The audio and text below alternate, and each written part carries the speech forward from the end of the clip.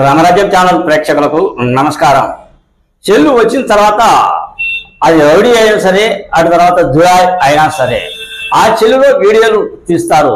అది న్యాయమో అన్యాయమో అనే అంశంపై ఈ విశ్లేషణ మీరు చూసే ముందుగా మీరు నా ఛానల్ను లైక్ చేయండి, ఆ తర్వాత షేర్ చేయండి, ఆ తర్వాత సబ్స్క్రైబ్ చేయండి. మీరు నా ఛానల్ను లైక్ చేసి షేర్ చేసి సబ్స్క్రైబ్ చేయడంతో పాటు ఇంకా నలుగురితో సబ్స్క్రైబ్ చేపిస్తే ఇదే వీడియో 10 నుంచి 20 మందికి చేరేందుకు మీరే అవకాశం కల్పించినట్టు ఉంటుంది.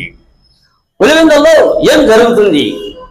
గతంలో వైకాపా నాయకుల గూండా ముఖాలు, రౌడీ ముఖాలు. ప్రస్తుతం అధికార పార్టీ మారింది. వాళ్ళు కనుమరు అయ్యారు. వారు వీధి సందుల్లో కూడా కనిపించకుండా, బయట తిరగకుండా వాళ్ళు ఉన్నారు. ప్రస్తుతం తెలుగుదేశం ప్రభుత్వం వచ్చింది. తెలుగుదేశం ప్రభుత్వం వస్తే వీళ్ళేం తక్కువ కాదు అన్నట్లు జరుగుతుంది పులివెందుల రాజకీయం.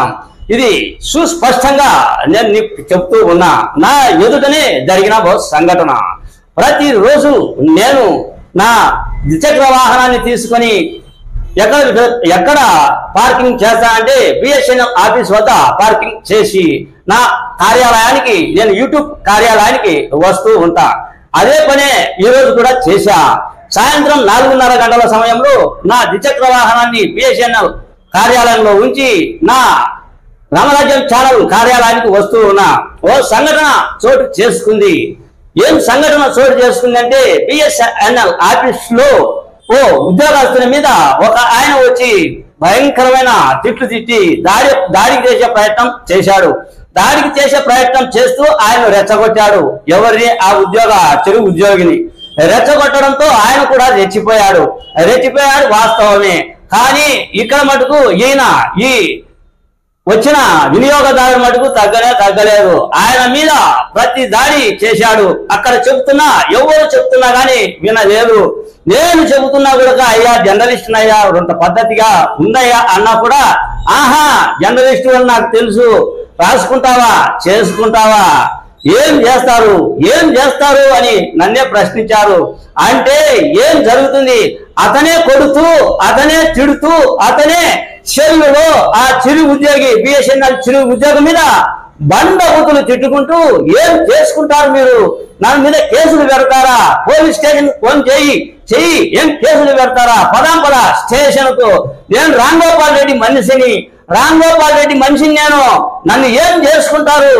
ఏం నీ కథ చెప్పు అని దౌర్జన్యం చేసి ఆ చిరుద్యోగి మీద అతనే వీడియో తీస్తూ, ఆ ఉద్యోగం నీది ఉద్యోగం,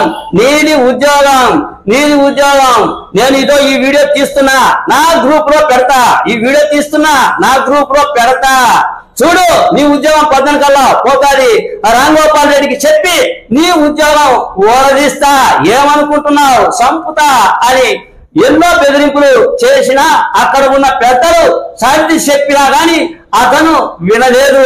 అంటే అది జులాయ్ అయినా సరే, రౌడీ అయినా సరే, ఆ చెల్లు చేతిలో ఉంటే అతనే దౌర్జన్యం చేయొచ్చు, అతనే వీడియో తీయొచ్చు, అతని బండబూతులు తిట్టచ్చు, అతనే ఉద్యోగం తీసేయచ్చు. ఆ ఉద్యోగిని ఎంత తిట్టినా కూడా ఆ ఉద్యోగం ఓపికతో ఉన్నారు. ఆ ఉద్యోగి ఓపికను చూసి చుట్టుపక్కల ప్రజానికం విడిపిస్తుండగా కానీ అతను వినలేదు. రాంగోపాల్ రెడ్డిని మనిషిని నేను ఎత్తుకొని పోతా, ఏం చేస్తారు? నువ్వు రిపోర్టర్వే, రాసుకో, నన్ను స్టేషన్ లో పెడతారా? వెంటనే బయటకు వస్తా, రాంగోపాల్ రెడ్డి మనిషిని అని విరుచుకు పడుతూ ఉన్నాడు. అంటే పులివెందుల్లో ప్రతి ఒక్కరికి సెల్లు ఉంటుంది, దౌర్జన్యం ఉంటుంది. వాళ్ళే వీడియోలు తీసుకుంటారు. వాళ్ళే ఏదో మా తప్పు లేదు అన్నట్టు చూపించుకుంటూ ఉంటారు. ఇది స్వచ్ఛందంగా నేను నా ఎదుట జరిగిన ఓ బిఎస్ఎన్ఎల్ కార్యాలయం వద్ద జరిగిన సంఘటన. అంటే ఇక్కడ మళ్ళీ పోలీసులు వచ్చారు. అంతా పని అయిపోయిన తర్వాత పోలీసులు వచ్చి కొద్దిసేపు ఉండి వెళ్ళిపోయారు. ఏం జరిగింది, ఎక్కడ జరిగింది అని విన్నారు. అంతే, ఇది జరిగిన అంశం. అంటే ఏది అయినా సరే, ఎవరి వద్ద అయినా సరే సెల్లు ఉంటే దౌర్జన్యం చేయొచ్చు. దౌర్జన్యం చేసి ఆ దౌర్జన్యం నాది కాదు అని చెప్పి ఆ ఎదుటి వాణి వీడియోని తీసి ఈ విధంగా గ్రూపులలో పెట్టే ప్రయత్నం చేస్తా అన్నారు. పులివెందుల్లో అనే విచిత్రమైన సంఘటన నేను ఈరోజు చూసా. ఏం జరుగుతుంది, ఎక్కడ జరుగుతుంది? అక్కడ ఉన్న చుట్టుపక్కల ప్రజానికాన్ని అడిగితే ఎవరు దౌర్జన్యం చేశారు, ఎవరు రాద్ధాంతం చేశారు, ఎవరు ఆ చిరు ఉద్యోగి బిఎస్ఎన్ఎల్ చిరు ఉద్యోగి రాద్ధాంతం చేశారా, అతను వచ్చినటువంటి వినియోగదారుడు రాద్ధాంతం చేశాడా సుస్పష్టంగా విచారిస్తే అక్కడ ఉన్న ప్రజలను ఏం జరిగింది తెలుస్తుంది అనేదే నా ఈ చిన్న వీడియో. అన్యదా ఇది ఎవరిని నేను తప్పులు పట్టడానికి ఎవరిని ఉద్దేశించి ఈ వీడియో చేయలేదు.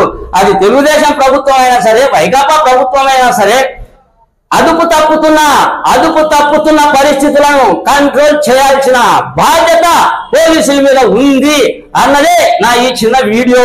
అన్యదా తప్పులు ఉంటే క్షమించగలరు. మీ సీనియర్ జర్నలిస్ట్ దేరంగల కృష్ణయ్య. నమస్తే.